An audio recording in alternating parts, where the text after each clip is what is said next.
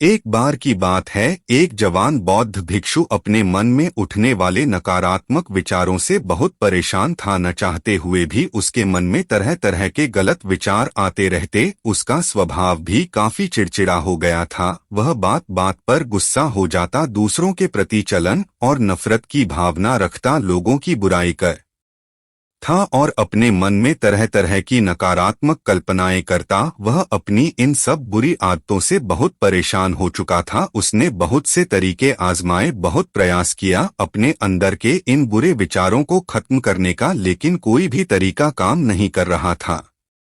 अंततः एक दिन परेशान होकर उसने अपने गुरु के पास जाने का निर्णय किया। गुरु एक बहुत ही बुद्धिमान और आत्मज्ञानी व्यक्ति थे। जवान भिक्षु ने गुरु से पूछा, गुरुदेव, मैं अपने मन से इन नकारात्मक विचारों को कैसे खत्म कर सकता हूँ? गुरु ने उत्तर देते हुए कहा, नकारात्मक विचार बादलों की तरह होते हैं जो कि साफ आसमान को ढूंढना बना देते हैं। अगर तुम्हें साफ आसमान देखना है तो पहले इन बादलों को हटाना पड़ेगा। ठीक इसी प्रकार अगर तू अपने दिमाग से नकारात्मक विचारों को खत्म करना चाहते हो तो सबसे पहले तुम्हें इन नकारात्मक विचारों के मूल कारणों को पहचानना और उन्हें नष्ट करना पड़ेगा। जवान भिक्षु को गुरु की यह बात ठीक से समझ नहीं आई तो उसने गुरु से इसे थोड़ा विस्तार से समझाने का आग्रह किया। तब गुरु ने शिष्य को एक कहानी सुनानी शुरू की है।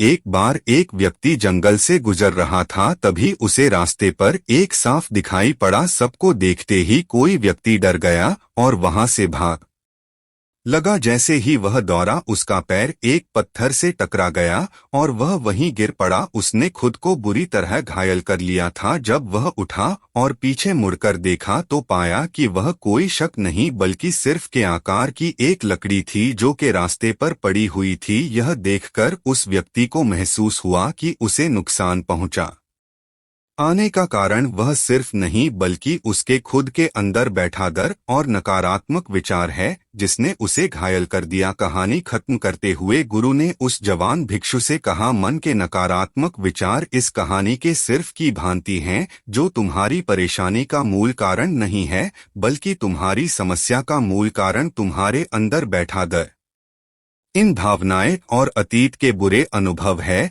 जो कि नकारात्मक विचार, गुस्सा और द्वेष के रूप में बाहर आते हैं। इसीलिए अगर तुम्हें अपने मन से नकारात्मक विचारों को खत्म करना है तो इसके मूल कारण को पहचानकर उसे नष्ट करना होगा। अब हम इस कहानी को अपने जीवन में कैसे लागू कर सकते हैं, इसके लिए कुछ प्रैक्टिकल टिप्स है। पहला, माइंडफुलनेस यानी जागरूकता का अभ्यास करो। अपने विचारों और भावनाओं के प्रति जागरूक हो। देखो कि आपके भीतर क्या चल रहा है, आप अपने आसपास की घटनाओं पर क्या प्रतिक्रिया देते हैं। साथ ही मन में उठने वाले हर नकारात्मक विचार के कारण का पता लगाने का प्रयास करो। दूसरा, अपने अतीत की बुरी यादों, बुरी घटनाओं और बुरे अनुभवों को स्वीकार करो और खुद को व दूसरों को माफ कर दो। तीसरा, आभारी रहूंगा। अपने जीवन के सकारात्मक पक्ष पर अपना ध्यान केंद्रित करें और आपके पास जो कुछ भी है उसके लिए इस ब्रह्मांड का आभार व्यक्त करो। आभार व्यक्त करना हमारे नजरिए को सकारात्मक बनाता है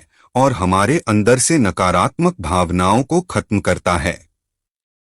चौथा, दयालु बनो, खुद के प्रति भी और दूसरों के प्रति भी, क्योंकि नकारात्मक विचार अक्सर अंदर ही अंदर खुद की बुराई और तुलना करने से पैदा होते हैं। अपने अंदर दया भावना रखकर हम ज्यादा सकारात्मक और संतुष्ट जीवन जी सकते हैं। संक्षिप्त में यह कहानी हमें सिखाती है कि नकारात्मक विचार हमारी परेशानी का मूल कारण है।